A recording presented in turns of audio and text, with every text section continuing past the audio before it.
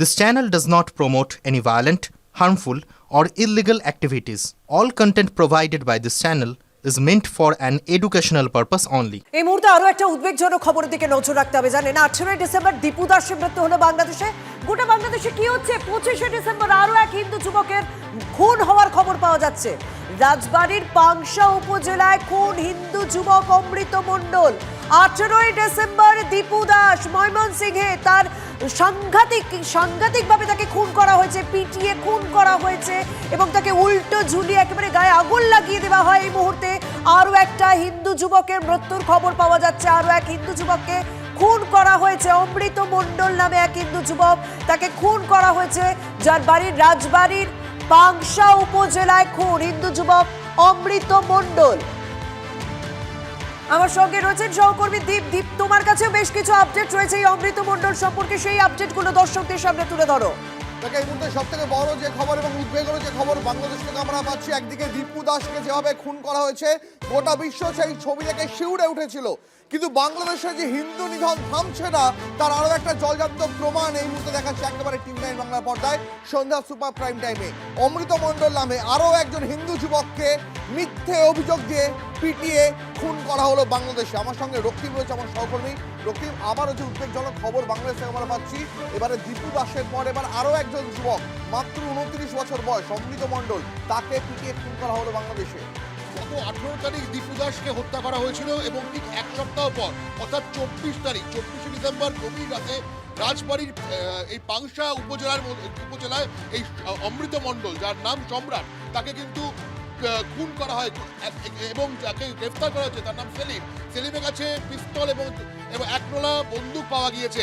এবং গতকাল গভীর রাতে ওখানে পাংশার জেল সার্কেলের যিনি আইসি অফিসার রয়েছেন তিনি জানিয়েছেন তাকে গুলি করে হত্যা করা হয় এবং কুপিয়ে হত্যা করা হয়। এই অমৃত মণ্ডল, যার 29 বছর বয়স, এই নিয়ে দীপু দাসের পর দ্বিতীয় কোনো হিন্দু যুবক মারা গেলেন এই হিংসায়। এখনো পর্যন্ত সামনেই দুটো খবর এসেছে। আমরা দেখতে পাচ্ছি বাংলাদেশের লাগাতার যে ছবি আমরা দেখাচ্ছি, অত্যন্ত উদ্বেগের ছবি, এবং মানে শুধুমাত্র আমাদের ভারতবর্ষ নয়, এর পাশাপাশি গোটা বিশ্ব যে ছবি দেখে শিউরে উঠেছিল। দীপু দাসকে তার কারখানা থেকে বার করে গাছে পিটিয়ে বেঁধে পুড়িয়ে দেওয়া হয়েছিল, আর আবারও মিথ্যে অভিযোগ দিয়ে আরেকজন হিন্দু যুবককে খুন করার অভিযোগ এই মুহূর্তে বাংলাদেশ থেকে আসছে। গতকাল ঘটনাটি ঘটেছে এমনটাই জানতে পারা যাচ্ছে, কিন্তু সেই খবর আজ সামনে এসেছে। এই মুহূর্তে দুটো ছবি দেখাচ্ছি আপনাদের, পাশাপাশি দুজন হিন্দু যুবককে বাংলাদেশে খুন করা হলো। দীপু দাসের পর এবার অমৃত মণ্ডল, রাজবাড়ির পাংশা উপজেলার ঘটনা, সেখানে হিন্দু যুবক, মাত্র 29 বছর বয়স, অমৃত মণ্ডল, তাকে পিটিয়ে খুন করা হলো। এক্ষেত্রেও কিন্তু কায়দাটা একই, ভালো করে দেখলে বোঝা যাবে কায়দাটা কিন্তু একই, সেই মিথ্যে অভিযোগ দেওয়া, জনতাকে খেপানো এবং পিটিয়ে খুন। একটা উদ্বেগজনক খবর, প্রত্যেকদিন এই খবর আমাদের দর্শকদের সামনে তুলে ধরতেও ভীষণ অস্বস্তি হচ্ছে।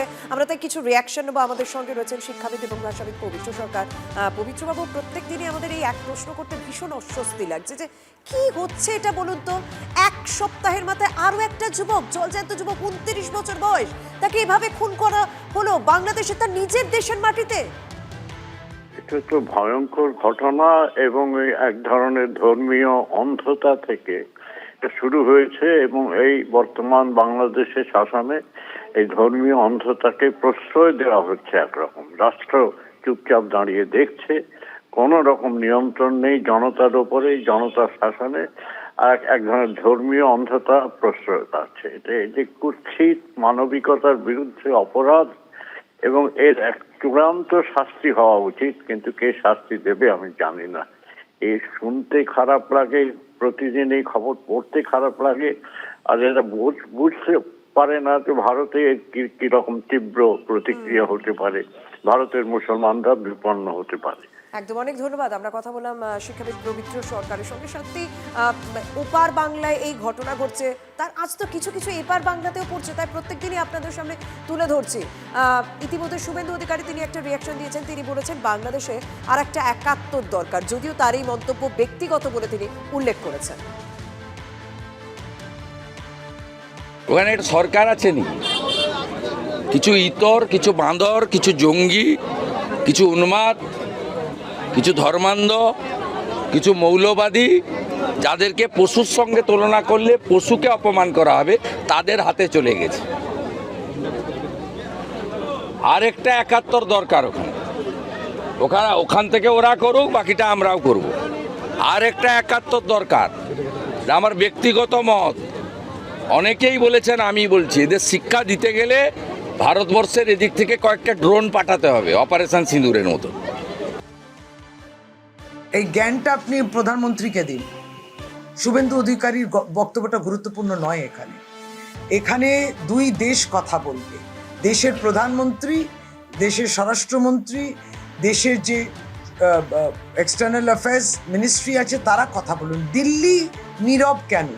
আর শুভেন্দু অধিকারী এখানে বলে লাভ নেই, ভারতীয় জনতা পার্টি এখানে বলে লাভ নেই। আপনাকে, আপনার নেতৃত্ব আছেন, আপনি তো দিল্লিতে যাচ্ছেন, দিল্লিতে আসা যাওয়া করেন, এটা নিয়ে তারা নীরব কেন? তাদেরকে বলতে হবে। এক সময়ের বন্ধু, এখন তারা শত্রু। একটা সময় দীর্ঘকাল ধরে বিএনপির বন্ধু ছিল এই জামাত, তার কারণ আওয়ামী লীগের বিরুদ্ধে তাদের লড়াই ছিল। আর এখন পরিবর্তন হয়েছে পরিস্থিতির, আর সেই পরিবর্তিত পরিস্থিতিতে এখন রাজনৈতিক শত্রু হয়ে গিয়েছে জামাত বিএনপি।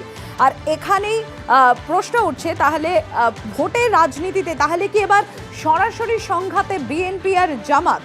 ভোটে জিততে বিএনপির টার্গেট বাংলাদেশের সংখ্যালঘু হিন্দুরা, গণতান্ত্রিক দল হিসেবে ভাবমূর্তি তৈরিতে তৎপর বিএনপি। আর আজকেই আপনারা দেখেছেন যে তারেক রহমান, তিনিও দেশে ফিরেছেন এবং তার বার্তাতেও সেই কথা স্পষ্ট হয়ে উঠেছেই। আমার সঙ্গে রয়েছেন অ্যাসিস্ট্যান্ট এডিটর তন্ময় প্রামাণিক। আমি সরাসরি তন্ময়ের কাছে এই প্রশ্ন নিয়ে যাব। তন্ময়, যে জামাত এককালে বিএনপির হাত ধরেছিল, সেই জামাতই এখন তাদের রাজনীতির ক্ষেত্রে একেবারে অপোজিশন হয়ে দাঁড়িয়ে আছে। ইকুয়েশনটা তাহলে কোথায় গিয়ে দাঁড়াচ্ছে? আর বিএনপি তাদের নিজেদেরও ভাবমূর্তি এখন ঠিক রাখতে চাইছে নির্বাচনের আগে। দেখো, একেবারেই অগস্টে যে ঘটনা ঘটে বাংলাদেশে, অগস্ট বিপ্লব বলছেন বাংলাদেশে, কেউ বলছেন না, একটা গণতান্ত্রিক আন্দোলন হয়েছিল, তখনও পর্যন্ত কিন্তু জামাত, বিএনপি সব একসাথে, অর্থাৎ আওয়ামী লীগ ভার্সেস আদার্স, গোটা বাংলাদেশ। সেখানে ছাত্র হতে পারে, যুবক হতে পারে, শ্রমিক, কৃষক, মজদুর, সবাই। কিন্তু তারপরে এই কবে ইলেকশন হবে এই প্রশ্নেই কিন্তু বিভক্ত হতে শুরু করে বাংলাদেশের যে সম্মিলিত আন্দোলনকারী যারা ছিল তাদের মধ্যে। সেখানে একাধিক দল তৈরি হয় এবং সেই দল, আমরা দেখছি ওসমান হাদি তিনি নেতৃত্ব দিচ্ছিলেন। বিএনপি বলে দ্রুত ভোট হোক, এই দ্রুত ভোট নিয়ে কিন্তু ইউনুসের সঙ্গে বিরোধ বেঁধে যায় বাকিদের। অভিযোগ ওটা ইউনুস ভোট করতে চাইছেন না। তখনই কিন্তু জামাতের সঙ্গে বিএনপির দূরত্ব হতে শুরু হয় এবং পাশাপাশি মৌলবাদীদের যে উত্থান এই মুহূর্তে বাংলাদেশে, একের পর এক সংস্কৃতি কেন্দ্র নষ্ট করা, খুন জখম থেকে শুরু করে হিন্দুদের পুড়িয়ে মারা, পরপর বাউলদেরকে তো ধরে মারা, পীর তাদের যে মাজার রয়েছে সেই মাজারগুলো ধ্বংস করে দেওয়া, লালন ফকিরের একাধিক আক্রমণের হামলা, এই সবগুলো মিলিয়ে যখন বলা ছিল বাংলাদেশের গণতান্ত্রিক পরিবেশ, সেইটাকে নিয়ে গোটা বিশ্বের কাছে বাংলাদেশ তারা চরম একটা সমস্যার মধ্যে পড়ছে, সেখানে দাঁড়িয়ে বিএনপি তাদের জায়গা স্পষ্ট করে দিয়েছে জামাতের সঙ্গে দূরত্ব। আর এই নির্বাচনে একদিকে জামাতের সঙ্গে মৌলবাদী যে সমস্ত ইসলামিক সংগঠনগুলো রয়েছে তার একজোট হয়েছে, অন্যদিকে বিএনপি এবং আজকে বিশেষ করে তারেক রহমান যে বক্তব্য যেটা বলেছেন, এই মুহূর্তে সব মানুষকে এক হতে হবে, কোনো হিংসা নয়, কোনো অনাচার নয়, প্রত্যেককে একটা জায়গায় এসে স্বৈরাচারের বিরুদ্ধে গণতান্ত্রিক আন্দোলনে আসতে হবে। অর্থাৎ তিনি মৌলবাদীদেরও কিন্তু দূরে ঠেলে দিলেন আজকে তার বক্তব্য। ফলে বিএনপির সঙ্গে জামাতের দূরত্ব এতটাই যে একে অপরের মুখোমুখি এবং এই মুহূর্তে বাংলাদেশে দুই যুযুদান দল আমরা বলতে পারি। ধন্যবাদ। তারেক রহমান ওই দেশের একজন রাজনীতিবিদ, তিনি ফিরতে পেরেছেন। আমরা চাইব সবাই ফিরুক, সবাই ফিরে গণতান্ত্রিক পদ্ধতিতে ভোট হোক, সেখানে নিরপেক্ষ ভোট হোক। আগের সরকার নাকি অভিযোগ যে তারা নাকি নিরপেক্ষ ভোট করায় না, তার পরিবর্তে আপনারাও যদি একটা বায়াস ভোট করান, সেটা তো কোনো সলিউশন হতে পারে না। নিরপেক্ষ ভোট হোক, যে জিতবে সে সরকার চালাক। বাংলাদেশের জনগণ যাকে ভার্ডিক্ট দেবে, যাকে গণতান্ত্রিক পদ্ধতিতে যাকে নির্বাচিত করবে, তাকে সরকারের দায়িত্ব, তিনি সরকারের দায়িত্ব নিয়ে চালাবেন, অসুবিধা কি আছে? বাংলাদেশে সেখানে আরো এক হিন্দু যুবক খুন।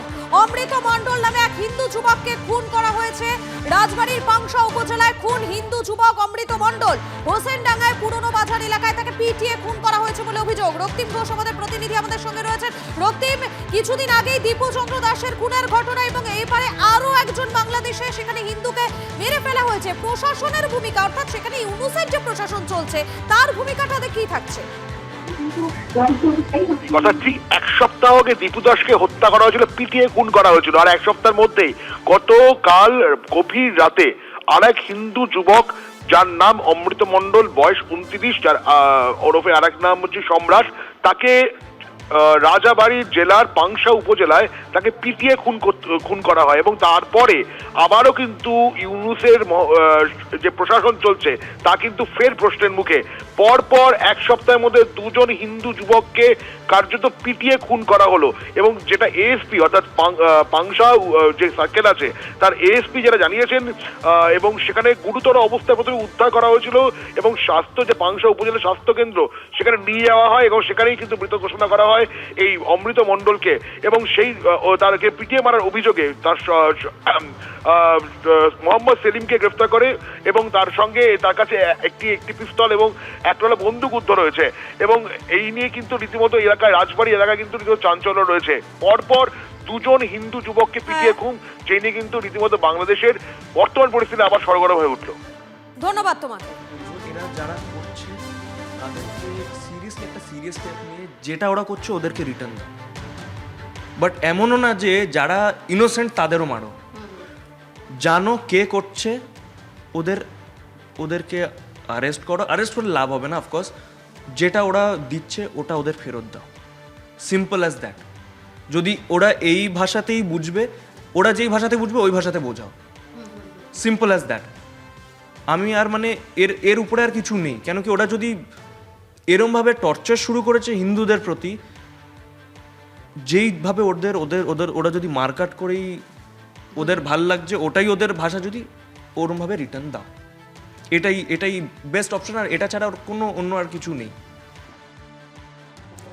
আরমান খানের কথা শুনছিলেন, প্রয়াত শাস্ত্রীয় সঙ্গীত শিল্পী রশিদ খানের পুত্র তিনি, এবং সেখানে তার মতামত তিনি ব্যক্ত করছিলেন যে পাল্টা ঠিক একই রকম আচরণ করা উচিত। আর তার সঙ্গে সঙ্গে তিনি আমাদের জানিয়েছেন যে সমস্ত প্রোগ্রাম ক্যান্সেল করছেন তিনি। বাংলাদেশে যত অনুষ্ঠান ছিল তার সমস্তটাই তিনি বয়কট করেছেন এবং সঙ্গীত শিল্পী আরও বলছেন যে এর পাশাপাশি সমস্ত শিল্পীদেরও তিনি একইভাবে আহ্বান করেছেন যে বাংলাদেশের সমস্ত অনুষ্ঠান বয়কট করা হোক।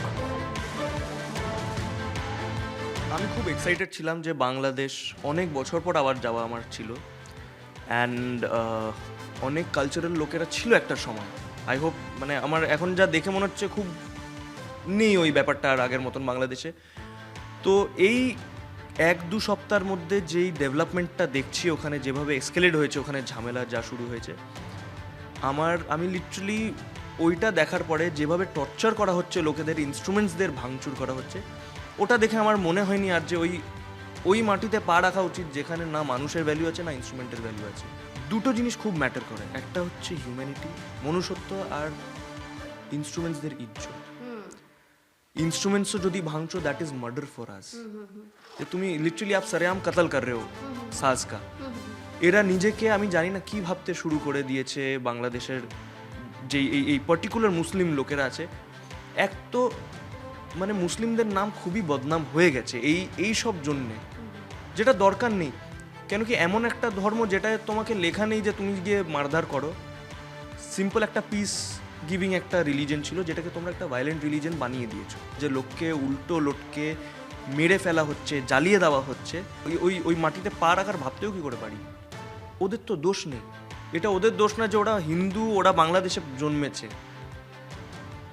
তো ওদের জন্য আমার এটাই মানে যদি কিছু করতে পারা যায়, আমার এমন কিছু এসে যাবে না যদি আমি বাংলাদেশ না যাই। যদি আমরা পাকিস্তানের মতন একটা দেশকে করতে পারি, পাকিস্তান তো এনি ডে বাংলাদেশ থেকে বড়, ওখানে মুসলিম পপুলেশন বেশি আছে অফকোর্স বাংলাদেশ থেকে, কিন্তু ওখানেও তো হিন্দুরা আছে, ওখানে কেন প্রবলেম হচ্ছে না? আমি এটাই রিকোয়েস্ট করবো সব মিউজিশিয়ানসদের, প্লিজ আপনারা একটা দেশকে যদি না যান, আপনাদের না কিছু প্রবলেম হবে না কিছু আপনারা যাওয়া আছে।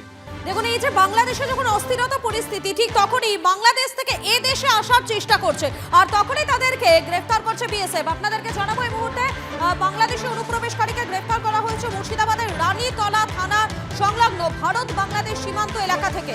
ধৃতের নাম কুরমান শেখ, বাংলাদেশের রাজশাহী জেলার গোদাগাড়ি থানা এলাকার বাসিন্দা তিনি। অনুপ্রবেশের সাহায্যের অভিযোগে গ্রেফতার মুস্তাকিম শেখ নামে এক ভারতীয় দালাল। ধৃতের কাছে বৈধ কাগজপত্র না মেলায় রানীতলা পুলিশের হাতে গ্রেফতার অনুপ্রবেশকারী।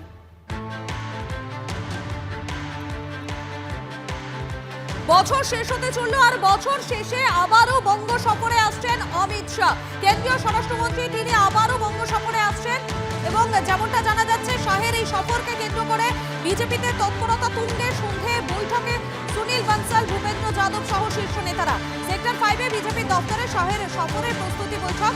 30শে ডিসেম্বর সাংবাদিক বৈঠক করার কথা রয়েছে অমিত শাহের। সাংবাদিক বৈঠক থেকে সিএএ নিয়ে কি বার্তা দেবেন কেন্দ্রীয় স্বরাষ্ট্রমন্ত্রী, সেদিকেই নজর রয়েছে প্রত্যেকের।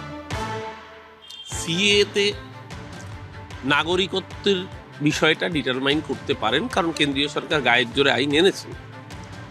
কিন্তু সিএ এর জন্য তার ভোটার লিস্টে নাম উঠবে এরকম ভারতীয় সংবিধানে এরকম কোনো এখনো প্রামাণ্য তথ্য বা নথি নেই। সিএতে আবেদন করলেই আপনার নাম উঠবে না, সেটা বরঞ্চ সুপ্রিম কোর্ট, হাইকোর্ট একাধিক নির্দেশিকায় বলে দিয়েছে। তাই তিনি যতই বৈঠক করুন, 5 তারা হোটেলে, 7 তারা হোটেলে, যেখানে খুশি আসুন, ভোটের আগে পরিচয়ী পাখি, এই ভোট পাখিরা আসবে, প্রতিবার চলে যাবে, তাতে বাংলার মানুষের কিছু ইতর বিশেষ পরিবর্তন হবে না। বাংলার মানুষ জানে মমতা বন্দ্যোপাধ্যায় থাকলেই তারা নিরাপদ। এসআইআর পর্বে যখন শুনানি অংশে নির্বাচন কমিশন প্রবেশ করতে চলেছে, ঠিক তখনই মতুয়াদের মনে একটা প্রশ্ন, আতঙ্ক এটা রয়েছে। তার কারণ হচ্ছে নাগরিকত্ব। আপনারা শুনছিলেন যে সিএএ নিয়ে অমিত শাহ কি বার্তা দিতে পারেন সেদিকে জল্পনা। এখানেই মতুয়াদের একাংশ বলছেন সিএএর নাগরিকত্ব পাওয়ার পরেও তাদের নাম কি 26-এর ভোটার তালিকায় থাকবে, তারা কি ভোট দিতে পারবেন। তার কারণ যে ডকুমেন্ট সাবমিট করতে হবে তার মধ্যে সিএএ নেই নির্বাচন কমিশনের। আমার কাছে তো 11টা ডকুমেন্টসের কিছুই নেই। আমি নাগরিকত্বের জন্য অ্যাপ্লাই করেছি। এখন এই সার্টিফিকেটটা পেলে যদি আমি ভোটারের সে নাম থাকে তাহলে আমরা খুশি হই। আমি দাবি করছি যেন আমার ভোটার তালিকায় নাম থাকে। সার্টিফিকেট তো এখনো পর্যন্ত কমিশন বলেনি যে ওই সার্টিফিকেট দেখালে ভোটার তালিকায় নাম উঠবে। সেক্ষেত্রে কি করবেন, কি বলবেন? সেক্ষেত্রে আমি সরকারের কাছে করব যে এই সার্টিফিকেটটা পেলে যেন আমাদের সাধারণ জনগণকে যেন তিনি ভোটারের অধিকারটা দেয়, না হলে তো আমাদের কোনো থাকবে না। তাহলে আমরা বাংলাদেশ থেকেও নির্যাতিত হয়ে এখানে আসলাম, এখানেও আমাদের কোনো অধিকার থাকলো না, তাহলে আমরা কি করব? আমাদের তো কোনো নিশ্চয়তা থাকলো না। নির্বাচন কমিশন যে কটা ডকুমেন্টস চাইছে, 13টা ডকুমেন্টস, আগে যেটা ছিল 11টা, পরে আরও 2টো হয়তো বাড়িয়েছে। সেখানে নাগরিকত্ব থাকলেই যে সে ভোটার লিস্টে নাম থাকবে এটা কিন্তু সেখানে উল্লেখ নাই। আগে ডকুমেন্ট চাইবে না, আগে ডকুমেন্টস নাহলে তো নাগরিকত্ব হবেই না। সুপ্রিম কোর্ট অর্ডার দিয়েছে। এতদিন তুমি কেন মিথ্যা কথা বললে, তুমি কেন মানুষকে হয়রানির ভিতরে ফেললে? রাতের পর রাত, দিনের পর দিন তারা আজকে অর্থ খরচা করে তোমার কাছ থেকে সিএর কার্ড নিল, সিএতে অ্যাপ্লাই করলো, তাদের নাগরিকত্ব পায়নি, তাদের এখন ভোটার কার্ড এসআইআরে সে বলছে মুসলমানের ভোট কেটে যাবে, রোহিঙ্গার ভোট কাটবে। তাহলে আজকে মতুয়ার ভোট কাটছে, আজকে ও স্বীকার করে নিল। যদি কোনো রকম কোনো নেগেটিভ কিছু ঘটে থাকে তাহলে আমাদের সেটা মেনে নেওয়া উচিত। কারণ ইলেকশন কমিশন কাদের বাদ দেবে সেটা তো বিজেপি দেখবে না, তৃণমূল দেখবে না।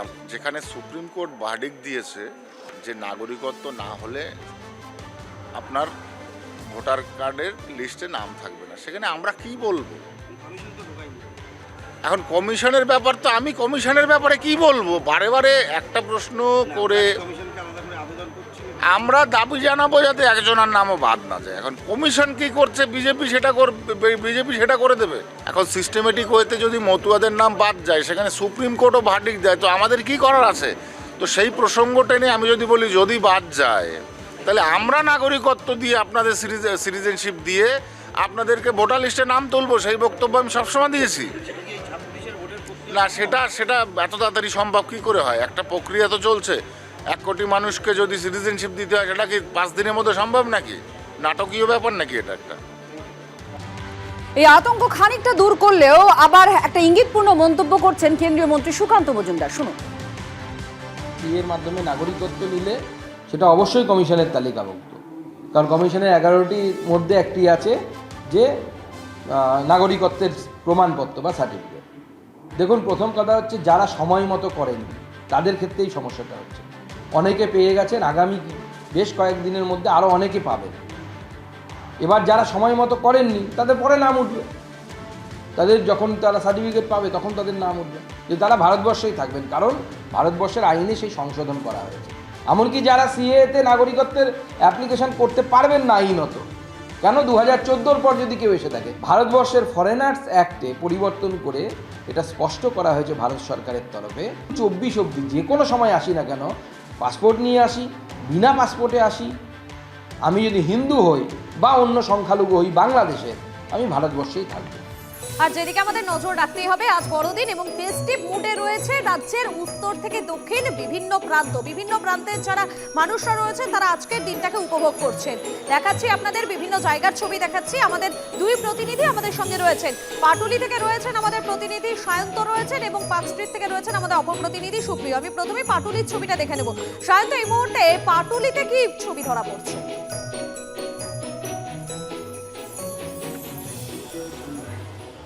একদমই, তোমাকে এই পাটুলির ছবিটা দেখাবো। তুমি দেখতে পাচ্ছ সাধারণ মানুষের ভিড় এবং সবচেয়ে বড় কথা ছোটদের বড়দিন যেহেতু, তাই 25,000 শিশুদের হাতে কেক তুলে দেওয়া, চকলেট তুলে দেবে এবং সঙ্গে সান্টা ক্লজ।